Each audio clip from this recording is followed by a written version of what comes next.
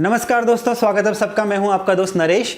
दोस्तों, आज की वीडियो में हम बात करेंगे पेंशन को लेके। अगर आप भी प्राइवेट सेक्टर में जॉब करते हैं तो पेंशन को लेके बहुत सारे डाउट्स होते हैं हमारे मन में, बहुत सारी क्वेरीज होती हैं।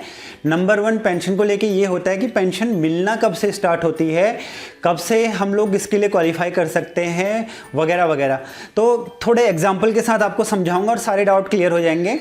दोस्तों, 2 इंपॉर्टेंट चीज़ें इसमें बताने वाला हूँ। नंबर 1, जैसे आप प्राइवेट सेक्टर में काम कर रहे हैं तो अगर 10 साल तक, अगर लगातार 10 साल तक आपका कंट्रीब्यूशन जा रहा है आपके पेंशन अकाउंट में, एम्प्लॉय पेंशन स्कीम के तहत जो पेंशन अकाउंट है उसमें आपका पैसा गया है 10 साल तक, तो आप क्वालिफाई कर जाते हैं पेंशन के लिए। ठीक है दोस्तों, सिंपल वर्ड में बताऊं, अगर आपका पीएफ कट रहा है तो पीएफ के साथ ही पेंशन अकाउंट जुड़ा होता है। समझिए कि आपका पेंशन अकाउंट में भी पैसा जा रहा है। अगर 10 साल तक कंट्रीब्यूट हो चुका है तो आप पेंशन के लिए क्वालिफाई करते हैं। अब इसमें ऐसा नहीं है कि आपने 10 साल काम किया उसके बाद जॉब छोड़ दी तो तुरंत आपको पेंशन मिलना स्टार्ट हो जाएगा। एग्जाम्पल के लिए दोस्तों, अगर आपकी उम्र 25 साल है, अभी आपने काम करना स्टार्ट किया, आपका पीएफ कट रहा है, पेंशन अकाउंट में पैसा जा रहा है, 10 साल बाद जब आप 35 के होते हैं तो आप क्वालिफाई कर जाते हैं पेंशन के लिए।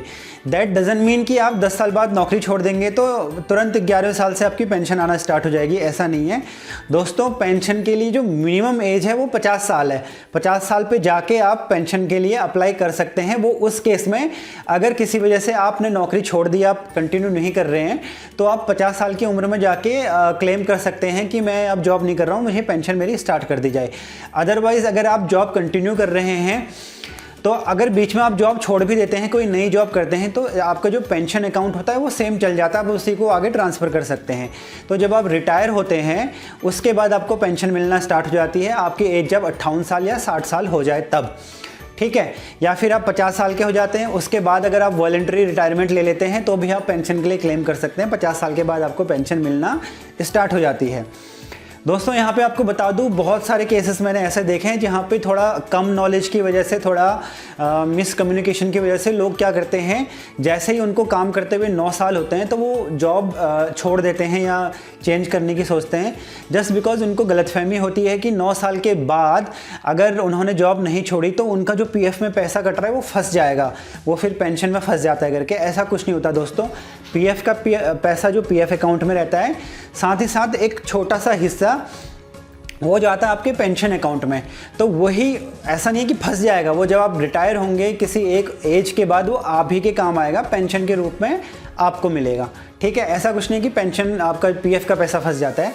पीएफ का पैसा इन यानी कि अगर आप जॉब छोड़ते हैं तो आप कंटिन्यू नहीं करते हैं जॉब को, तो आप उसको विड्रॉ भी कर सकते हैं। ठीक है, और जॉब करते करते भी उसका कुछ एक पोर्शन आप विड्रॉ कर सकते हैं किसी किसी स्पेशल केसेस में। ठीक है, ये हो गया। और इसके अलावा दोस्तों, बहुत सारे लोगों को ये डाउट होता है, कई लोगों की जो जॉब होती है बड़ी क्रिटिकल होती है। सपोज़ कुछ लोग कहाँ काम करते हैं, जैसे केमिकल से रिलेटेड काम होता है, कुछ दवाइयाँ बनाते हैं, या जहाँ पे एसिड वाला काम होता है, वहाँ पे कई बार क्या होता है कि किसी वजह से आँखों पे इफ़ेक्ट पड़ता है और ब्लाइंडनेस आ जाती है, तो आप फिर वो काम कंटिन्यू नहीं कर पाते, डिसेबिलिटी हो जाती है। या फिर यूँ मानिए कि कोई किसी हैवी मशीनरी में काम करता है जहाँ पे उनको पेपर लगाना है या कुछ चीज़ें लगानी है अपने हाथ से, कटिंग का काम होता है, तो बहुत सारे लोग ऐसे में अपना हाथ खो देते हैं, हाथ कट जाते हैं। तो ऐसे में क्या होता है कि आप फ्यूचर में आप वो काम कंटिन्यू नहीं कर सकते, बिकॉज डिसेबिलिटी के चलते आपको वो जॉब छोड़नी पड़ती है और फर्दर नहीं कंटिन्यू कर पाते हैं। तो ऐसे में दोस्तों एक डिसेबिलिटी पेंशन होती है, अक्षमता पेंशन कहते हैं जिसको। आप सक्षम नहीं है वो काम करने के लिए, तो उसमें क्या होता है, पेंशन मिलने का क्राइटेरिया सेम होता है, फॉर्मूला सेम होता है, बट एक कंडीशन ये है कि वो पेंशन किसी भी तरह से 1000 रुपये से कम नहीं होगी, 1000 से ज़्यादा ही होगी। ठीक है, अब उसका एक नियम ये भी है कि उसमें कम से कम आपका 1 महीने का कंट्रीब्यूशन जाना ज़रूरी है। जैसे आपने जॉब ज्वाइन करी और 1 महीने का कंट्रीब्यूशन आपका चला गया वहाँ पे, और अनफॉर्चुनेटली 1 महीने बाद वो हादसा होता है, तो फिर उसमें डिसेबिलिटी पेंशन के लिए आप क्लेम कर सकते हैं। ठीक है दोस्तों, तो ईपीएफओ का ये सिनेरियो मुझे बहुत अच्छा लगा कि जहाँ पे आपने जॉब ज्वाइन करी और एक आपका कंट्रीब्यूशन चला गया, तो फिर आपको अगर कुछ अनफॉर्चुनेटली कुछ ऐसा हादसा होता है तो कम से कम 1000 रुपये की पेंशन तो ईपीएफओ वाले फिर आपको देते रहेंगे। ठीक है, तो दोस्तों पीएफ से रिलेटेड और पेंशन से रिलेटेड ये थी आज की इम्पोर्टेंट वीडियो। हो सकता है कुछ इसमें रह गया हो तो प्लीज़ कमेंट बॉक्स में कमेंट करके आप पूछ सकते हैं।